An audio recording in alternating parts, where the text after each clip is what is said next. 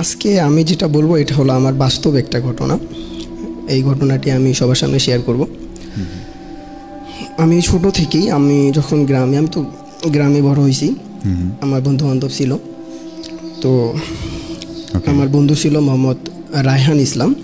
তো আমি জেনারেল লাইনে পড়ছি, ও মাদ্রাসা লাইনে পড়তো। তো মাঝে মধ্যে আসতো, ও হলো আসার পরে একদিন আমরা মানে ছোট থেকেই নামাজ পড়তাম। নামাজ পড়ার পরে ফজরের নামাজ পড়ে একদিন ও আমাদের সাথে গল্প করতেছে আর কি, যে ও যখন হলো তাহাজ্জুদ নামাজ পড়তে যায়। আচ্ছা। তো মাদ্রাসা থেকে মসজিদটা একটু দূরে। তো সে যখন উজু করিয়ে নামাজ পড়ার জন্য মসজিদের দিকে যাচ্ছে, মসজিদে যাওয়ার জন্য অনেক একটা ভিটা পড়ে, গ্রামের ভাষা যেটাকে ভিটা বলে, বা অনেক বাজার আছে ওইটাকে ভিটা বলে। আচ্ছা। তে যাওয়ার সময় সে নাকি রাস্তা দিয়ে যাচ্ছে, রাত তখন তাহাজ্জুদের নামাজ রাত 3টা 3:30 ওই দিকে পড়ে। তো এই রাস্তা দিয়ে যাওয়ার পথেই একা যাচ্ছে সে রাস্তা দিয়ে, সে তখন অনেক ছোট। আচ্ছা। তো রাস্তা দিয়ে যাওয়ার সময় হঠাৎ সে বুঝতে পারলো যে তার পিছনে হয়তো বা কে যেন হেঁটে আসতেছে, তার এমন একটা অনুভূতি মনে হচ্ছে। সে মাদ্রাসার ছেলে হওয়ার কারণে হুজুরদের কাছে শুনছিল যে হলো পিছনে যদি কখনো কিছু মনে হয় যে আমার পিছনে কেউ হাঁটতেছে, তাহলে শুধু মাথা না ঘুরিয়ে পুরো শরীরটাই যেন ঘুরে ফেলে। এই জ্ঞানটুকু তার মাথার ভিতরে ছিল। তো সে নাকি পুরো বডি ঘুরছে, ঘোরার কারণে তার কোনো ক্ষতি হয়নি। একটু সামনে যাওয়ার পরে আবার সে মনে করতেছে যে তার পিছনে কেউ আসতেছে। তো এরকম যাওয়ার পরে হঠাৎ সামনে যাওয়ার পরে বাজার নাকি অনেকগুলো বাজার একদম তার সামনে এরকম করে নেমে আসছে। নেমে আসার পরে সে তো চমকায় গেছে। সে মাদ্রাসার ছেলে হওয়ার কারণে সেই সময় হুজুর বলছিল যে তখন সেই সময় হাতে কোনো লাইট, তারপরে হলো আয়াতুল কুরসি পাঠ করলে এগুলো চলে যাবে। সে তখন ছোট থাকার কারণে তার তেমন কোনো পাপও ছিল না। সে তখন একটা লাইট, তার কাছে ফ্ল্যাশ লাইট ছিল, লাইট অন করার সঙ্গে সঙ্গেই সে মানে যে তার সামনে যে বাসটা ছিল সেটা উঠে গেছে। যে তারপরে মসজিদে গেছে নামাজ পড়তে, তাহাজ্জুদ নামাজ পড়ে। তো না, তাহাজ্জুদ নামাজ পড়ে একদম ফজর নামাজ পড়ে বের হয়ে আসছে নাকি। আসার পরে সেদিনের ঘটনা চলে গেল। এরকম করতে করতে তার হাফেজ আর কি পুরো কমপ্লিট হয়ে গেল। বাসায় আসলো। বাসায় আসার পরে তো একদিন হঠাৎ তার হলো মানে আমার সম্পর্কে বন্ধু হয়, আবার ভাতিজাও হয়। একসঙ্গে বেড়ে ওঠার কারণে তার আব্বু আম্মু ছোট ভাই বোন সবাই হলো তার নানির বাসায় গেছে। আচ্ছা। তো সেই দিন আমরা এশার নামাজ পড়ি, আমাকে বলতেছে যে আমার বাড়িতে যেহেতু কেউ নাই, তুই আজকে আমার সঙ্গে থাক। আমি বললাম আচ্ছা ঠিক আছে, সমস্যা নেই। আমি বাসায় খাওয়া দাওয়া করে তোর ওখানে যাচ্ছি। তো খাওয়া দাওয়া করে আমি বাসায় গেছি। তো যাওয়ার পরে ছেলেপেলে মানুষ একটা ওয়াজ টোয়াজ আর কি গজল শোনার পরে শুয়ে পড়লাম, রাতে ঘুম দিলাম। আচ্ছা। ঘুম দেওয়ার পরে রাত প্রায় 12টা 12:30 ওই দিকে আমি ঘুমায় গেছি। হঠাৎ আমার ঘুম ভেঙে গেছে, দেখি ও আমার পাশে নাই। আচ্ছা। আমি তো তখন ভয়ে পড়ে গেছি যে কিরে এই হঠাৎ কই গেল আমাকে না জানাই। প্রশ্ন অদ্ভুত, এত রাতে আমি ভয় পাইছি আর কি। একটু পরে দেখি যে আমার খাট উপরের দিকে উঠতেছে। আমি তো একদম সেই ভয়ে চিল্লাচিল্লি করা শুরু করে দিছি। আচ্ছা। তারপরে মানে ওরে ডাকতেছি, ও নাই। একটু পরে কই থেকে যেন আসলো। আসলে বলতেছে কি হয়েছে, তুই চিল্লাতিস কেন? আমি বললাম তুই কই গেছিলি? আমি তো গেছিলাম পেশাব করতে। তুই যাওয়ার পরে এরকম আমার হঠাৎ ঘুম ভেঙে গেছে, আমি চমকায় গেছি, দেখি তোর খাট উপরের দিকে উঠতেছে। তো এইটা হলো ঘটনা। যাওয়ার পরে বলে এটা কোনো নয়, তুই একটু হঠাৎ ঘুম থেকে উঠছিস, সেই জন্য হয়তো বা তোর এমন মনে হয়েছে, চমকায় গেছিস। আচ্ছা। তো সেই রাত পার হয়ে গেল। পরের দিন সকালবেলা আমরা ফজর নামাজ পড়তে গেলাম। ফজর নামাজ পড়ে আসিয়া আমি আমার বাসায় ঘুম দিলাম। আমিও সত্যি নিজে অনেক ভয় পাইছিলাম, সেই জন্য আমি আর ওর কাছে যাই নাই। আমি বললাম তুই যা, আমি বাসায় ঘুমাবো, আমার রাতে ঘুমাই নাই, ভয় পাইছিলাম কারণে। পরে সকালে ঘুম থেকে ওঠার পর ওর আব্বা আম্মু তখন নানি বাড়ি থেকে আসলো। আমি ওরে কিছু না জানাই আমার ভাবির কাছে গেছি যে ভাবি এরকম কালকে আপনি আপনার রুমে ছিলাম, এরকম একটা ঘটনা ঘটছে। ঘটনা আর কি আপনি আগে কখনো দেখছিলেন, যেহেতু আপনার ছেলে। তো বলার পরে আমার ভাবি এক জায়গায়, ভাবি আর আমি এক জায়গায় বসলাম। কয় সে অনেক আগের ঘটনা, আমি তোকে বলি। আমার যখন প্রথম বিবাহ হয় তখন তোর ভাই আর কি গেছিলো, আমাদের ওখানে হাট আছে, ভরতখালী হাট। হাটের ওখানে যাওয়ার পরে গরু বিক্রি করার পরে একটা হলো মানে ছোট, তখন তো ওই প্রাচীন যুগে তো 1 জি। কেজি জিলাপি, অনেক কিছু ছিল ছোট অনেক, বাচ্চাদের জি। জন্য। সে নাকি 1 কেজি জিলাপি নিছে। আচ্ছা। তো গরু বিক্রি করে জিলাপি নিয়ে বাসার দিকে আসতেছে। তখন ভ্যান ছিল না, অটো ছিল না, হাঁটে হেঁটে আসতেছে। তো মাঝপথে আমাদের ওখানে হলো শ্মশান ছিল, হিন্দুদের পুরানো একটা শ্মশান, ওখানে ওই রাস্তা দিয়ে আসতেছিল। ওখানে আসার পরে দেখতেছে একটা সাদা কাপড় পরে একটা বুড়ি লোক দাঁড়ায় আছে। দাঁড়ায় থাকার পরে যখন ওনার সামনে আসলো, বুড়ি লোক নাকি আমার ভাইকে দাঁড় করাইছে, কয় বাবা দাঁড়াও। আচ্ছা। তো বলেন কি হয়েছে? বাবা আমি তো 3 দিন ধরে কিছু খাই না, আমাকে একটু জিলাপি দিয়ে যাও, আমি একটু খাবো। তো আমার ভাই তখন নতুন বিবাহ করছে, তারপরও 2 সন্তানের বাবা হয়েছে আর কি, একটা ছেলে একটা মেয়ে। তো বলছে না আমি আপনাকে কেন দিব, তো আপনার কাছে টাকা নাই, আপনি কিনে খান, আমি আমার সন্তানের জন্য নিচ্ছি, আপনাকে কেন দিব? কয় বাবা দাও, আমি অনেক 3 দিন ধরে কিছু খাই না, ওখান থেকে একটু দিলে কোনো ক্ষতি হবে না, তোমার ছেলে মেয়ের কোনো অভাব পড়বে না। কয় না আমি দিব না, তুমি কিনে খাও। এই কথা বলে সে চলে আসছে। আসার পরে যখন ওই জিলাপি সবাই খাইছে, খাওয়ার পরে তার বড় মেয়ে ছিল আচ্ছা। আর কি, আমার বন্ধুর আয়ানের বড় মেয়ে ছিল। হ্যাঁ। খাওয়ার পরে আস্তে আস্তে আস্তে আস্তে ও অনেক অসুস্থ হয়ে যাচ্ছে। অসুস্থ হয়ে যাওয়ার পরে হঠাৎ একদিন দিনের বেলায় সে এমন অসুস্থ হয়ে গেল, সে মানে তার ভিতরে, মানে কাল্পনিক যুগে যেরকম একটা কথা, যে তার ভিতরে নাকি ওই বুড়িটা প্রবেশ করছে আর কি, আচ্ছা। ওই উপরান্তি জিনিসটা আর কি। তে সে যখন থাকে একা, তারে উড়ে নিয়ে যাইতে চলে, তাদের আমার ভাবির বাড়ির পিছনে একটা বাজার আছে, ওই দিকে যাইতে চলে। এরকম করতে করতে অনেক আটকায়। তার আমার বন্ধু নানা আবার ছিল কবিরাজ, তো কবিরাজ থাকার কারণে অনেক করে এরকম আটকাইছে। পরে একদিন রাতের বেলা হঠাৎ দেখে মারা গেছে। পরে আমরা হলো আলট্রাসোনোগ্রাফি করে দেখি যে তার ভিতরের ফুসফুস একদম, কলিজা একদম পুরো নষ্ট হয়ে গেছে। আচ্ছা আচ্ছা। তো তার বড় বোন তো মারাই গেল। নেক্সট আমার বন্ধু রায়হান। তো এরকম আমি অনেক রাত তোর সঙ্গে থাকছি। তারপরে ভাবি বলতেছে যে হলো আমিও যখন রাতের বেলা ঘুমাই, আমি হলো চুল আমার চুল বালিশের নিচে থাকে, কিন্তু আমি কেন জানি না রাতের বেলা যখন আমার ঘুম ভেঙে যায়, ঘুম ভেঙে যাওয়ার পরে দেখি আমার চুল কাঠের উপর দিয়ে খাটের নিচে এরকম করে কে যেন আশ্রয় দিচ্ছে। আচ্ছা। আমি বললাম আপনি কি জানেন না এটা কে দিচ্ছে? কয় না। কে যে দেয় আমি তাও জানি না। আচ্ছা, যেমন আমরা যেভাবে বালিশে শুই, হ্যাঁ বালিশের উপরে, হ্যাঁ বালিশের উপর থেকে খাটের নিচে চুলগুলো হলো, হ্যাঁ মানে যদি খাটের একেবারে সাইডে শোয়ে, মানে শোয়ার পরে মাথা চুলগুলো যখন মানে নিচের দিকে ঝুলে থাকবে, এরকম করে ওনার চুলকে যেন কে যেন ছুরি দিয়ে আশ্রয় দিচ্ছে, উনি বুঝতে পারে কিন্তু কি দেখতে পাচ্ছে না কে দিচ্ছে, দেখতে পাচ্ছে না। আচ্ছা, ব্যাপারটা খুবই এরকম ভয়ঙ্কর। কিছুদিন আগে আবার এরকম, তো ওই ছেলেটা তখন হলো এইরকম সমস্যার কারণে ওর অনেক সমস্যা হয় আমার বন্ধুর। তো এক পর্যায়ে ওরে বাড়িতেই রাখলো। বাড়িতে রাখার পরে তো হঠাৎ একদিন বলতেছে যে হলো আমি বিয়ে করব। তো বিয়ের জন্য পাত্রী খোঁজা হইলো, মানে বিয়ে এক সময় এক পর্যায়েটা বিয়ে হয়ে গেল। বিয়ে হওয়ার পরে বিয়ের রাতে আমরাও বিয়ে পড়াইছি, আমরা সঙ্গে করে গেছিলাম। আনার পরে তো সব কিছু কমপ্লিট করার পর ওদের আলাদা রুমে শোয়াইতে দিছি। পরের দিন সকালবেলা উঠলাম, ওঠার পরে আসলাম, তারপরে আমার ভাবির কাছে আসার সঙ্গে আমার ভাবি ডেকে নিয়ে এসে বলতেছে যে আরিফ শোন। ভাবি বলেন কি হয়েছে? যে এরকম কালকে তো নতুন বউ আসছে, আসার পরে যখন ওর পাশে শুয়েছে, ও শোয়ার বসার আগেই যেন দেখে কে যেন একটা সাদা কাপড় পরে বসে আছে। ওকে নাকি বলতেছে এ মেয়ে তুমি কে, তুমি কেন ওকে বিয়ে করছো, এরকম করে বলতেছে। তারপরে সে নাকি ওখানে শোয় নাই, আমার ভাবির কাছে গেছে, ওখান থেকে উঠে যে আম্মু এরকম ঘটনা, আমি ওখানে থাকবো না, ওর সঙ্গে থাকবো না, আমি আপনার সঙ্গে থাকবো।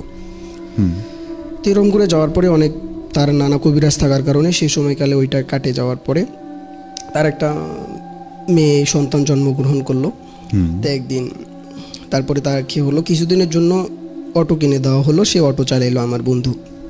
তো একদিন রাতের বেলা তার আব্বু অসুস্থ থাকার কারণে এই সন্ধ্যার দিকে আমার ভাইকে নিয়ে আমার বন্ধু বাজারে গেছে, ডাক্তার গেছে দেখানোর জন্য। তো ওখানে যাওয়ার পরে ওষুধ কেনাকাটা করার পরে বাজার থেকে একটু সামনে এগিয়ে আমাদের একটা বালিকা উচ্চ বিদ্যালয় পড়ে, ওখানে দাঁড়াইছে একটা হোটেল আছে, ওখানে তারা 2 জন মিলে চা খাইছে। তো তারপরে ওর আব্বু অসুস্থ থাকার কারণে অটোটা ওই চালাইছে। চালা একটু সামনে আসার পরেই একটা পুল ছিল রাস্তার মাঝখানে, ওখানে কোনো বাড়ি ছিল না। তো পুলের মাঝখানে ওখানে পুল পার হওয়ার পরে ওকে নাকি আটকাইছে, তো বাবা দাঁড়াও আমি একটু যাবো, একটা সাদা কাপড় পরা মুরব্বী লোক। তো ওনাকে অটোতে উঠাইছে, নিয়ে আবার হলো আমাদের গ্রামে ঢোকার একটু ওর বাড়ির সামনে আবার কয় বাবা দাঁড়াও, আমাকে নামিয়ে দাও।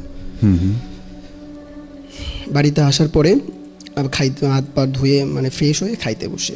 পরে ওর আব্বু বলতেছে, আব্বু একটা লোক যে উঠলো তোমাকে ভাড়া দিছিল। বললো কে? আমি তো কিছুই জানি না, কি উঠছে? কেন তুমি দেখোনি? পুল পার হওয়ার পরে যে একটা লোক আমাকে আটকাইলো, সাদা কাপড় পরা মুরব্বী লোক দাঁড়াইলো, আমি তারে উঠাইলাম, আবার হলো খোকা দাদার বাড়ির ওখানে এসে আমি নামাই দিলাম, তুমি দেখোনি? কয় না, আমি তো কিছুই জানি না, অটো তো রানিং অবস্থায় ছিল। তখন তো সবাই হতাশ হয়ে গেল যে আসলে কি রে, বিষয়টা কি, আমি ভুল দেখলাম নাকি আমি ভুল করলাম? এরকম করে যাওয়ার পরে একটা প্রশ্ন থাকে যে কি আমি ভুল দেখলাম নাকি আব্বুই দেখলো না, নাকি সে অসুস্থতার কারণে তার কিছু একটা সেন্সলেস হয়েছিল আর কি, এরকম একটা ঘটনা আর কি। তো এরকম করে যাওয়ার পরে একদিন তখন ভালোই চলতেছিল, তারপরও আমি অনেক ওর সঙ্গে থাকছি, এরকম ঘটনা আর ঘটেনি। বাড়ি পুরো হলো তাবিজ দিয়ে বন্ধ করে রাখছিল তোর নানা। তো একদিন বাড়িতে রাতের বেলা আমি ঈশান নামাজ পড়িয়া ওও তারপরে আমরা দুইজন ঈশান নামাজ পড়িয়া মানে বাড়িতে চলে গেছি। চলে যাওয়ার পরে খাওয়া দাওয়া করিয়া আমি লুঙ্গি পরে বাড়িতে ঘুমাই, লুঙ্গি পরে ঘুমাই গেছি। তে রাত তখন মানে আমার বাড়ি এখানে, ওর বাড়ি 2টা পরে। তো ঘুমিয়ে যাওয়ার পরে তখন ঘুমাই নাই, ফোন টিপতেছিলাম, হঠাৎ ওর আম্মুর চিৎকার যে কে আসো, বাঁচাও বাঁচাও। আমরা তখন তো ঘুমাই নাই, আমার শরীর তো চমকে উঠছে, আমার আব্বু আম্মু কেউই ঘুমাই নাই, আমরাও ঘুমাই নাই। আমি তো বুঝতে পারছি যে কি কিছু একটা তো হয়েছেই যেহেতু। পরে আমি আমার আব্বুকে ডাক দিয়া, আমার আব্বু আম্মু দুইজনে বের হলো, আমিও বের হইলাম। আমি খালি গায়ে লুঙ্গি পরে গেছি, দেখি মানে ও ওখানে রুমে শুয়ে আছে, আমি তখনও যাই নাই। ওর আম্মু বাইরে চিৎকার করতেছে, কে আছে, বাঁচাও বাঁচাও, আমার রায়হান চলে গেল, আমার রায়হান চলে গেল। আমি বললাম কই গেল কই গেল? কই দেখে আয় যা কি অবস্থা, ওখানে সামনে যায়। আমি তখন খালি গায়ে লুঙ্গি পরে আসি। আচ্ছা, তো একটু সামনে যায় দেখি মানে মানে ও আমার চাইতে একটু স্বাস্থ্যবান ছিল, ভালোই ছিল। জানালা দিয়ে দেখি, ওরে আল্লাহ, ওর চোখ মানে আমার 2-3টা চোখ, ওর একটা চোখ এত বড় বড়, এত বড় বড় চোখ হয়েছে। আর মনে হয় যেরকম অজগর সাপ যেরকম করে ফিস ফিস করে না মানে নিঃশ্বাস নেয়, এরকম করে নিঃশ্বাস নিচ্ছে, খালি গায়ে শুয়ে আছে, মানে বডি সব কিছু অনেক ভালোই ছিল। আমি দেখে তো আমি নিজেও ভয় পাইছি, আমি যে না, এই অবস্থায় যাওয়া যাবে না ওখানে। ওর আম্মু না করতেছে এই অবস্থায় যাস না, হুট করে উঠে আসে ধরতে পারে। তা আমি বুঝলাম না, পরিস্থিতি অনেক খারাপ। আমি বাসায় গিয়ে লুঙ্গিটা চেঞ্জ করে প্যান্ট পরে আসলাম, শর্ট প্যান্ট 3/4 প্যান্ট পরে আসলাম। আমার আব্বু থাকলো, তারপরে সঙ্গে সঙ্গে ওর নানা, ওর 2টা মামা ছিল, ওর মামাকে ফোন দেওয়া হলো। তারা ওই রাতের বেলা, তখন 11:30 পার হয়ে গেল তাদের, আস্তে আস্তে 11:30 বাজলো। কিন্তু রুমে ওর দাদা ছিল, ওর দাদার কোনো ক্ষতি করেনি। কারণ ওদের মধ্যে যেটা ছিল ওইটা সবসময় চাইতো ওদেরকে নিয়ে যাবে, হ্যাঁ নিয়ে যাবে, এরকম একটা অবস্থান। ও দাদা থাকার কারণে যাইতে পারেনি। ও তার আগের ভাবে আমি একটা ঘটনা ভুলে গেছি, সেই মানে ঘটনাটা ঘটার আগে। তো রাতের বেলা খাওয়ার সময় দুধ দিয়ে ভাত দিছে ওকে, সেই রাতের বেলা। তো ও নাকি দুধ ফালাই দিছে, কয় না আমি দুধ খাবো না। মানে ও যে মানে যখন অটো থেকে নামায় দিল তখনই নাকি ওই মানে মুরব্বী লোকটা নামানোর পরে ওর শরীরের ভিতরে প্রবেশ করছে আর কি, তার ওইটা আর কি জিন ছিল। তো ঢোকার পরে দুধ, ও বলে যে না আমি আজকে দুধ খাবো না। ও এমনিতে দুধ 2 কেজি এমনি একটা না করে খাওয়া ফেলায়। সে লোক সেদিন দুধ খায়নি, দুধ ফালায় দিছে ওর আম্মুর হাত থেকে। আচ্ছা, তো ফালায় দেওয়ার পরে ওনাকে এমনি ফালায় দিয়ে যার ওর রুমে ও এরকম করে পুরো একদম হাত পা লম্বা সোজা করে শুয়ে আছে, কারোর সঙ্গে কোনো কথা বলতেছে না। তো ওর ওয়াইফ, ছোট একটা বাচ্চা ছিল, প্রায় 4-5 মাস এরকম হবে, ওখানে গিয়ে শুইছে। ওর ওয়াইফে বলতেছে ওরে এখান থেকে সরা। ওর ওয়াইফ আমার কাকি বলতেছে, কেন কি হয়েছে? ও তো প্রতিদিন এখানেই থাকে, মাঝখানে থাকে, আমাদের মাঝখানে। আমি বলছি সরাইতে বলছি, তুমি সরাও। পরে ও তো মানে ওয়াইফ ছোট, আমাদের চাইতে ছোট আর ওয়াইফ, আচ্ছা, ভয় পাইছে। তো ও শাশুড়ির কাছে আসছে আর কি, আমার ভাবির কাছে। আসার পর দেখো তোমার আম্মু আপনার ছেলে আবার এরকম শুরু করছে। তো আম্মু তো বুঝতে পারছে, কারণ আমার ছেলের আগে থেকেই সমস্যা, সেই জন্য ওই যে একগুলো হলো কবিরাজ দেয় পড়া পানি আর কি, ওগুলো নিয়ে যেই শরীরে একবার ছিটে দিছে, ছিটে দেওয়ার পরে ও মানে একদম এরকম করে উঠছে আর কি। উঠে দেওয়ার পরে আর একবার যেই দিদি ধরছে, ওর আম্মুর হাতটা এইরকম করে ধরছে, ধরে ওই পড়া পানিটা ফালাই দিছে। আচ্ছা, তারপরে এইসব ঘটনা, তারপরে ওর নানারা আসলো। আসার পরে আমরা সবাই মিলে রুমে গেলাম। রুমে যা তো দেখি করুণ অবস্থা, মানে ওর সামনে যাওয়াই যাচ্ছে না। তো হুট করে আমরা ওর পাশে বসে আছি, দেখি হুট করে উঠলো, মানে বিছানা থেকে শুয়ে আছে, আস্তে আস্তে উঠে এরকম আমাদের মতো বসলো বিছানায়। মানে যাওয়ার পরে রাত তখন বাজলো 12টা। আচ্ছা।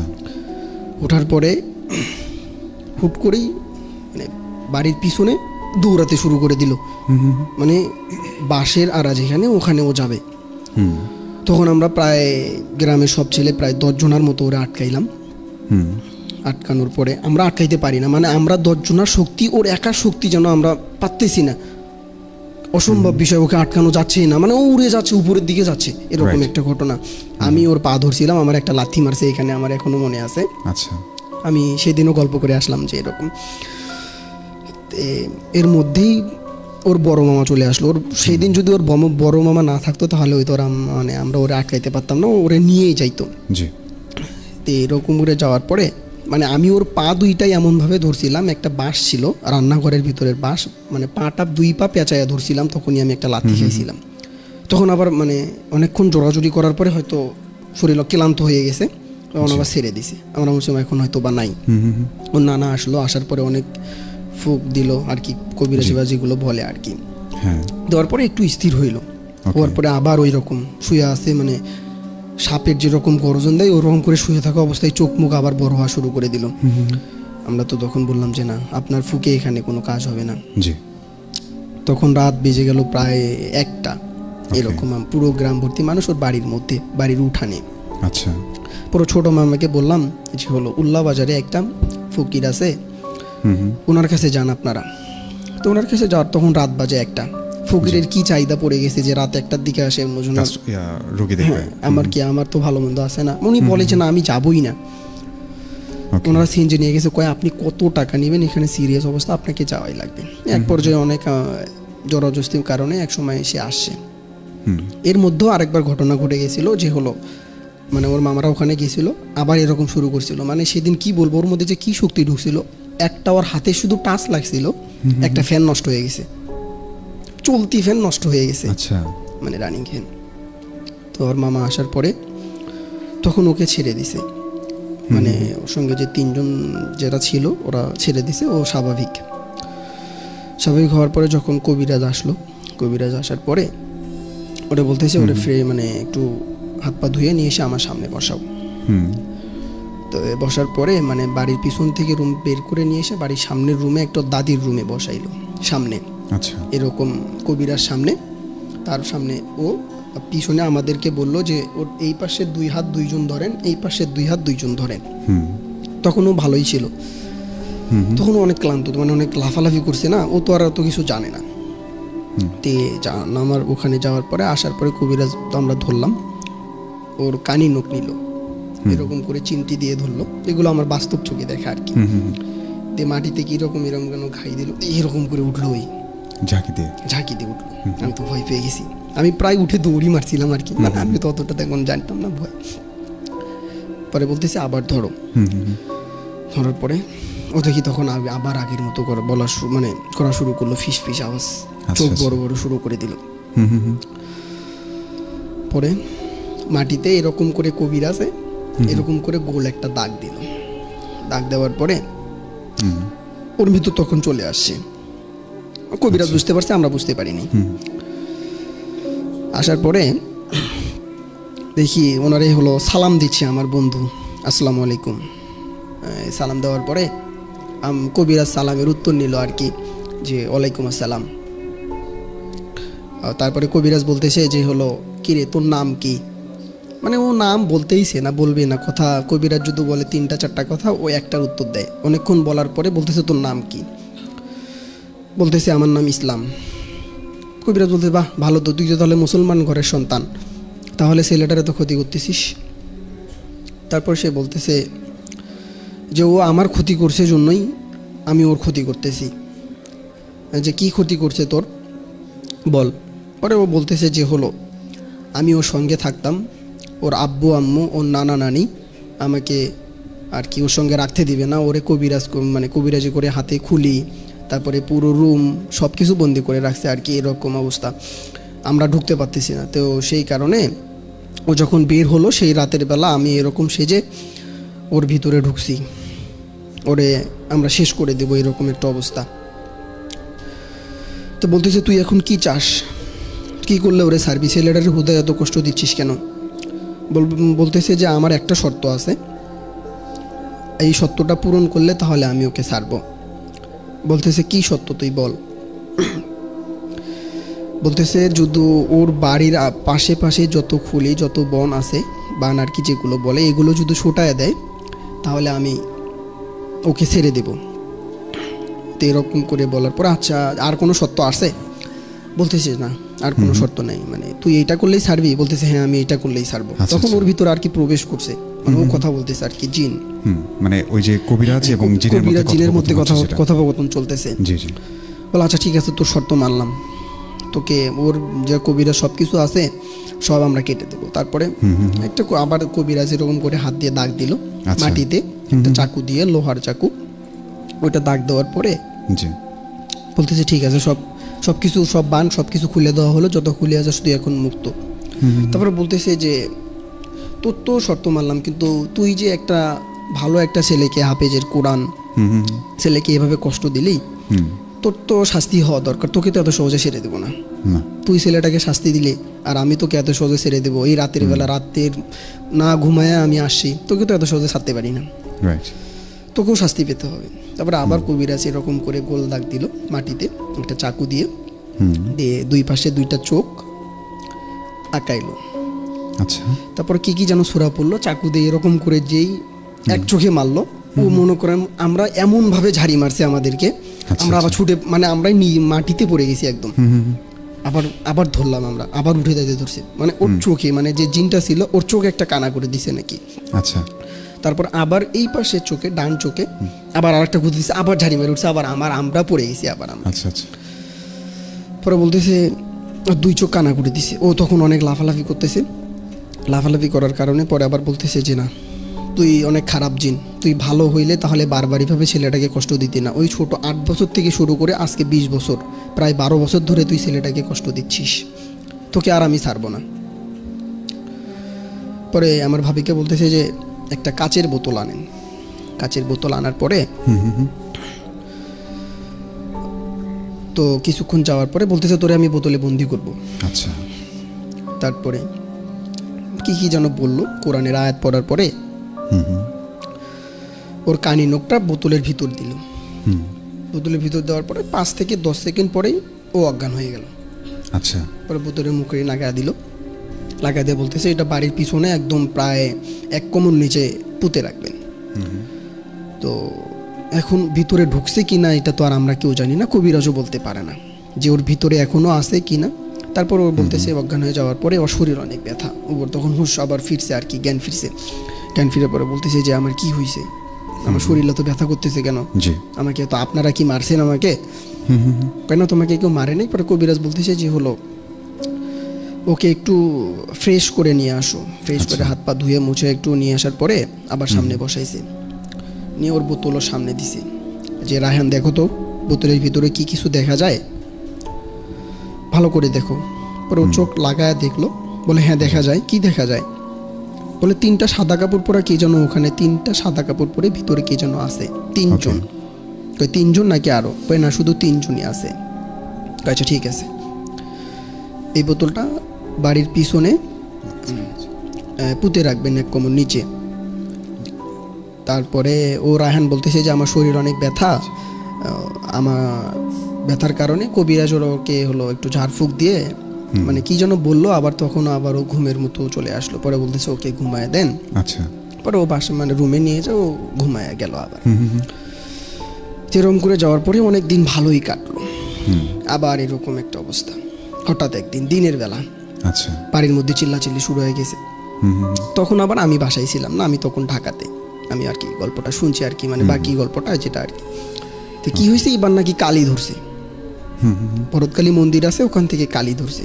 আবার কালি ধরলো, এই ছেলেটার কি হইলো, খালি একেই ধরে আর কাউকে ধরে না। তো ধরার পরে আবার ওই কবিরাজকে নিয়ে আসা হলো।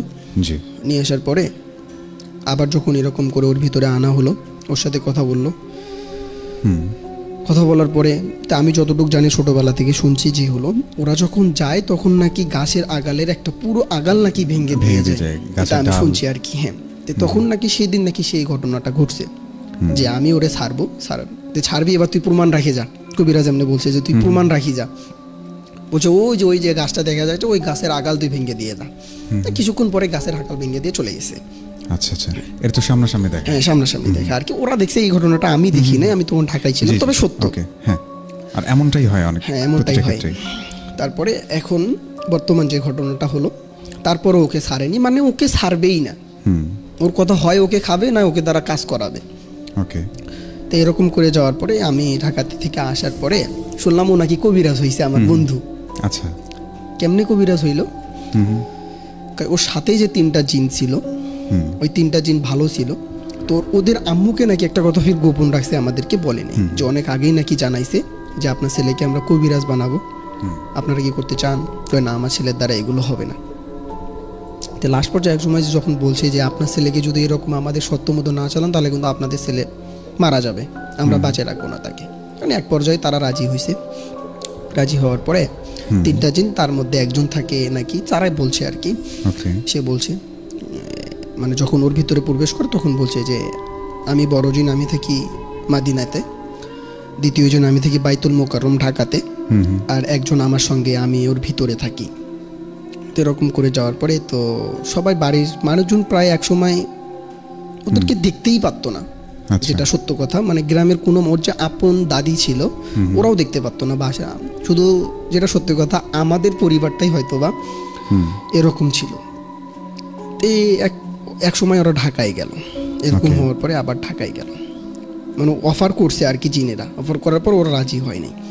ঢাকায় যাওয়ার পরে একদিন নাকি ও কারেন্টের বোর্ড লাগাচ্ছে, বোর্ড থেকে নাকি হঠাৎ করেই ওরে ফালায় দিছে। তো ফালায় দেওয়ার পরও বাড়ির মানুষজন মনে করছে যে কারেন্ট শক খাইছে, কিন্তু আসলে সে কারেন্ট শক খায়নি। এখন জ্ঞান ফেরার পরে আমরা বুঝতে পারি। আচ্ছা, কারণ মানে এরকম ঘটনা হওয়ার পরে আবার সুস্থ করার জন্য বাড়িতে আনলো তার জ্ঞান ফেরার পরে। এখন সে বলতেছে যে না, আমি কারেন্ট শক খাইনি। কি হয়েছে? আমাকে ওখানে চর মারা হয়েছিল, আমি ওখান থেকে পড়ে গেছি আর কি, উপরে থেকে একদম নিচে পড়ে যায়। মানে পুরো হলো 15 দিন মাথার সেন্স ছিল না। আমি যার সঙ্গে ছোট থেকে বড় হয়েছি এগুলো আমাকেও চিনত না। বলে তুই কে? আমি বললাম আমি তোর বন্ধু, ছোট থেকে একসঙ্গে বড় হয়েছি। আমাকে বলতেছে যে তুই যে আমাকে চিনিস, আমার সাথে কথা বলছিলি? আমি বললাম আমি না এখনই কথা বললাম তোর সঙ্গে। বলে আমাকে এখন কিছু খাওয়া। আমি বললাম কি খাবা? কয় তার দোকানে চল। তো দোকানে যাওয়ার পরে ভিটার যেই পার হয়েছি, বলতেছে আমি আর যাবো না। কেন? তুমি না এখনই বললা যে খাওয়া। কেন? আমি আর খাবো না, বাসায় যাব। বাসায় চলে গেল।